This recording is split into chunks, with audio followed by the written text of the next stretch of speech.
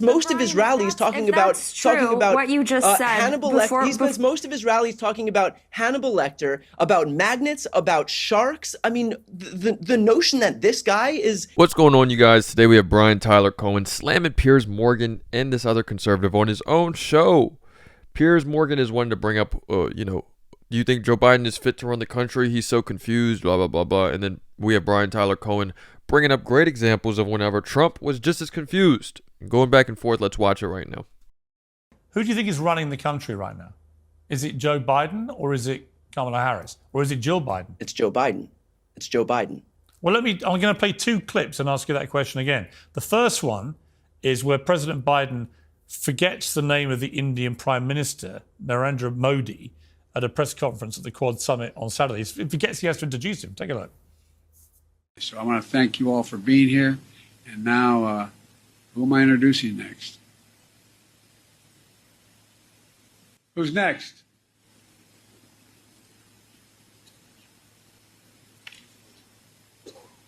Distinguished guests, the Prime Minister of the Republic of India. I mean, completely excruciating, especially given that Modi was standing next to him and is one of the most famous and important and powerful world leaders imaginable. But the second clip is even more bizarre. It's Jill Biden apparently taking control of cabinet. Let's take a look. Today at the top of our meeting, Jill's going to give an update on the House initiative, White House initiative to fundamentally change the approach and fund how we approach and fund women's health services. So I'd like to turn it over to Jill and for any comments she has, and it's all yours, kid. Thank you. You know, sometimes the White House surprises you. When Joe became president, I knew I wanted to keep shining a light on the issues that I'd worked on for so many years. It's just very bizarre, Brian, to watch both of those and not conclude that Joe Biden is no longer running the country. The idea he takes that call in the middle of the night and has to press a nuclear button. I'm sorry. If I was an American, I'd feel extremely concerned. His wife seems to be running cabinet, and he doesn't seem to know what day it is. Piers, I think that this is maybe the most disingenuous framing that I've heard from you. Having Jill talk about an initiative that she worked on, or having Joe not know the exact run of show, doesn't mean that he forgot Modi's name, and it doesn't mean that Jill is taking over cabinet meetings. And you know that. Again, this is really bad faith framing. With that said, well, that's what you hang on, Brian. That's what hold on. You guys said for 2 years. Donald Trump. Hang on. Donald Trump Let me just respond. So right here we have Brian Tyler Cohen stating the obvious, calling out the obvious that Jill Biden is talking about an initiative that she wants to talk about. She's not taking over the cabinet. She's talking about something that she's passionate about. This is not her taking over the meetings. This is not her running the country. And then Joe Biden maybe not being as graceful as he could have been, but maybe just not knowing the next person to come in, not knowing the next speaker. That does not mean that he is completely inept. I think that Brian Tyler Cohen is calling out Piers Morgan, wanting to make everything look bad off of the lack of context in the clips. Let's keep on going. On to that. Piers, you guys said for 2 years that Joe Biden was absolutely bang on, whip smart, leading the country, nothing to worry about. As people like me were writing endless columns and saying stuff on air that he clearly was not. Given the fact that Jill is talking about an initiative at a cabinet meeting and talking about the fact that Joe Biden didn't know run of show at one of the thousands Why would he articulate that so loudly, so embarrassingly?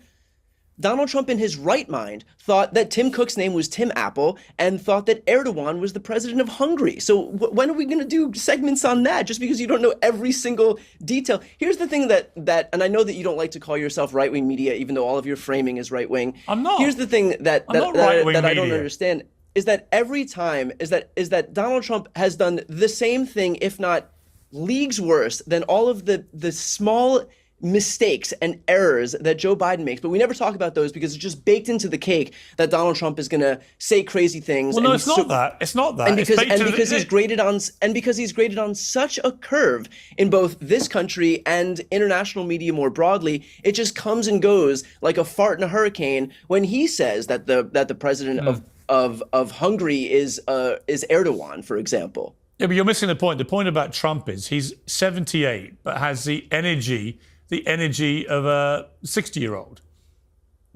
Make sure you guys like and subscribe for more content like this.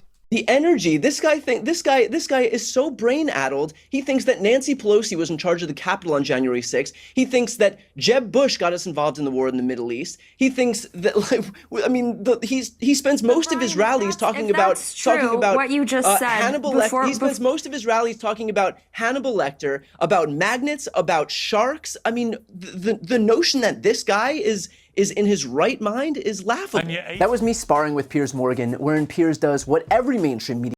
And that is the most beautiful thing about it all, is that the right-wing speakerheads will say all these things about Biden, but have you seen the way that Trump acts? Have you seen the way that he looks? He looks like a complete fool. He looks like a complete fool most of the time. You know, he does these dances, he does these different things. He has so many clips of him to where he just talks out of his mind, and people love it.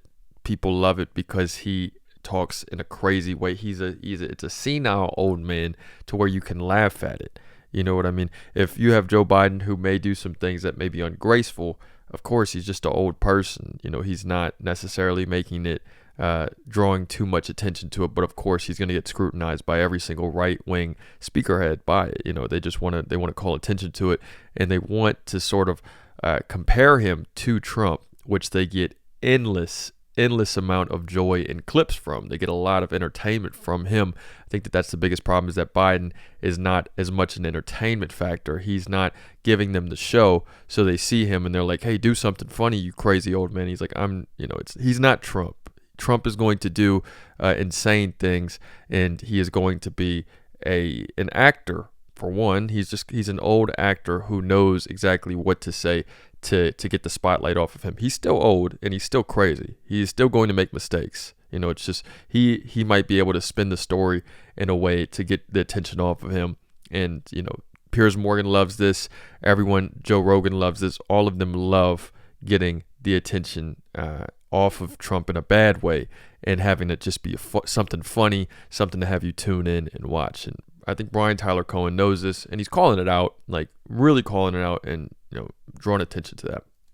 The outlet does, which is to critique every single misstep of a Democrat, no matter how small, while giving Trump a free pass, even when Trump has done the exact same thing. In this instance, Piers not only super disingenuously claimed that Joe Biden, not knowing who he was introducing next, was him somehow forgetting Modi's name, and that allowing Jill Biden to discuss an initiative that she's working on during a cabinet meeting meant that she's taken over the cabinet meeting, which unto itself would be bad enough. Unto itself would be about as bad faith as it gets. But even if Joe Biden did forget Modi, which he didn't, but just humor me here, Donald Trump did the exact same thing on numerous occasions, and Trump actually is running for president again.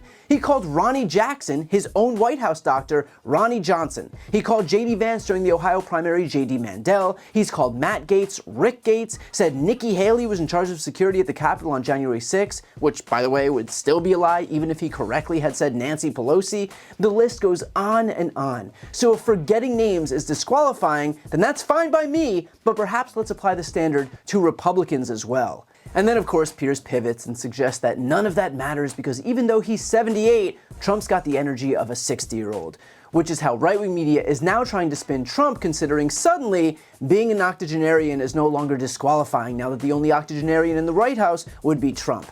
Now they need to make the old issue disappear, considering Trump's the old guy in the race. And so they're pretending that even though he might be old on paper, in real life, he's a sprite little thing. Might as well have been on the uneven bars in Paris this summer, which might carry just a tad more weight if this guy wasn't so deep in the throes of cognitive decline that I would be impressed if he knew what city he was in at any given moment.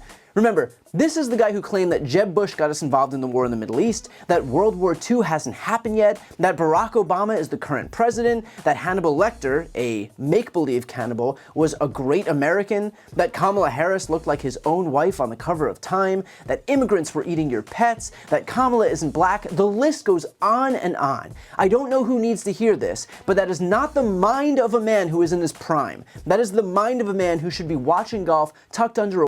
And the thing is that what he's saying, first off, that's the end of the clip. But the thing is that he is going to say all of these things to continue to get attention. Trump knows what he's doing, and he's going to get the attention of everyone. But that's what he's doing. That's all that he's saying all of these crazy things to be crazy. He knows that he is declining. He knows that he's not as tuned in, but he's going to use the media in his favor and be able to work with the media and have them manipulate the story.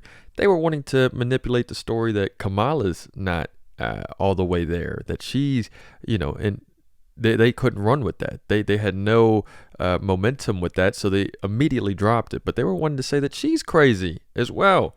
They were wanting to literally spin the story and be able to scrutinize her the same way they did Biden. And at the end of the day, yes, Biden does have some moments, some brain farts, probably more than I do, probably more than Brian Tyler Cohen, probably more than Piers Morgan. He's a little bit older, but it's him and Trump. They're both old. They're both old people. I believe that they're going to be able to scrutinize that and be able to make him look bad, and then Trump is just going to add on to it.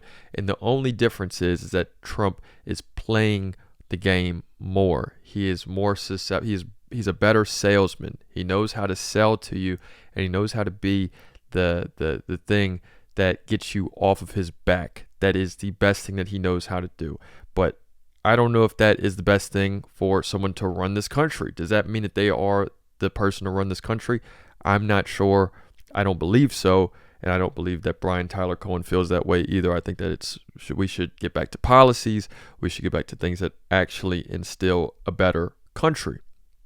But that's all today. Let me know what you guys think in the comments. And yep, it's another day in the progressive way.